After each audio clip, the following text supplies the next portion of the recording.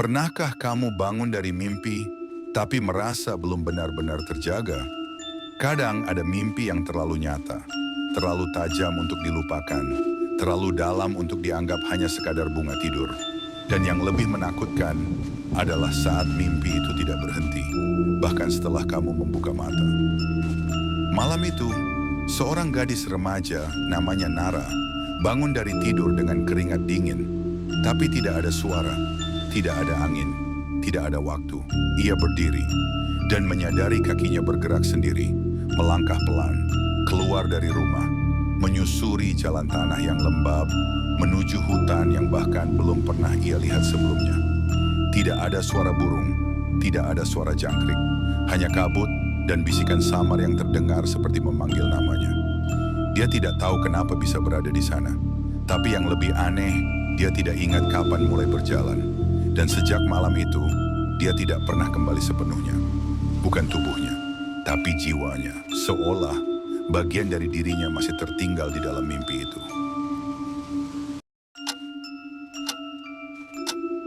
Nara dan ibunya baru saja pindah ke rumah tua di desa kecil. Rumah yang katanya dekat, namun terlalu dekat dengan hutan. Singkat cerita, matahari mulai terbit. Nara yang tergelincir keluar dari selimut. Kakinya kotor, ada tanah basah dan dedaunan menempel. Di kasurnya ada jejak lumpur kecil. Ia terbangun dengan napas cepat, lalu menoleh ke arah jendela. Wajahnya bingung, tapi tidak terlalu terkejut, seolah ini bukan yang pertama. Lalu Nara memejamkan mata, seolah berharap itu hanya bagian dari mimpi. Lalu adegan memperlihatkan Nara yang sedang duduk di meja makan. Mata masih berat, dan ibunya sibuk menyiapkan teh. Ibunya bicara sambil menghadap dapur.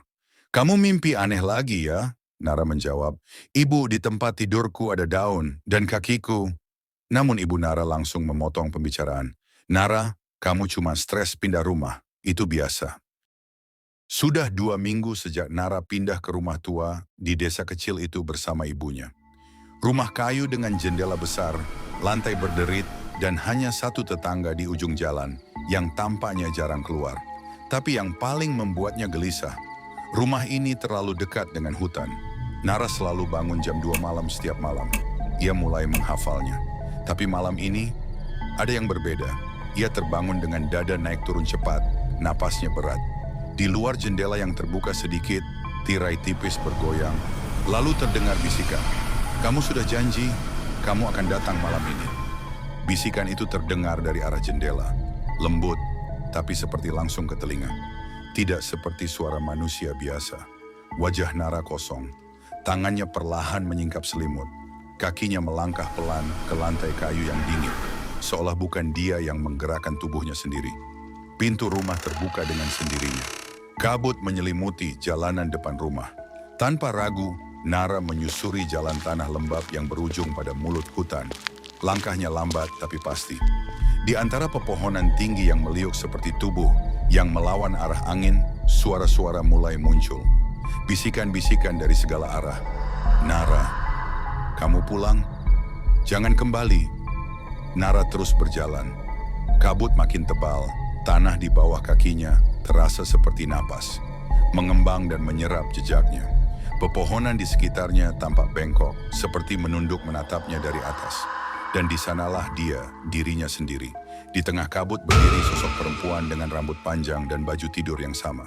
Sosok itu tidak berkedip, matanya hitam seperti lubang. Dan kemudian tersenyum. "Sekarang aku yang akan kembali, kamu tinggal di sini." Seketika, semuanya menghilang dalam kabut pekat. Nara tersentak, ia terbangun di kamarnya, keringat dingin membasahi tubuhnya. Tapi ada yang aneh, lantai kamarnya basah dan berlumpur. Dan saat ia menatap ke arah cermin di dinding, pantulannya tersenyum tipis. Tapi Nara tidak. 1 hari setelahnya, Nara duduk diam di meja makan. Ibunya berbicara, tapi Nara tidak merespons. Ia hanya menatap kosong keluar jendela, matanya sayu, nafasnya lambat. Sesekali, ia tersenyum sendiri. Senyum yang tak menyentuh matanya. Beberapa hari berlalu, tapi ada yang berubah dari Nara. Bukan sekadar mimpi buruk. Bukan sekadar lelah. Ibunya mencuci gelas lalu memanggil, "Nara, mau teh?" Nara berdiri di belakangnya tanpa suara. Ibunya terkejut. Ya ampun, jangan diam-diam begitu. Kamu kenapa, sayang?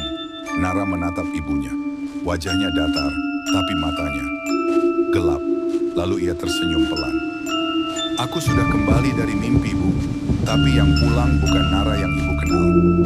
Nara memang pulang dari mimpinya, tapi bukan sebagai dirinya yang dulu. Sejak itu tak ada yang benar-benar tahu siapa yang kini tinggal di rumah itu.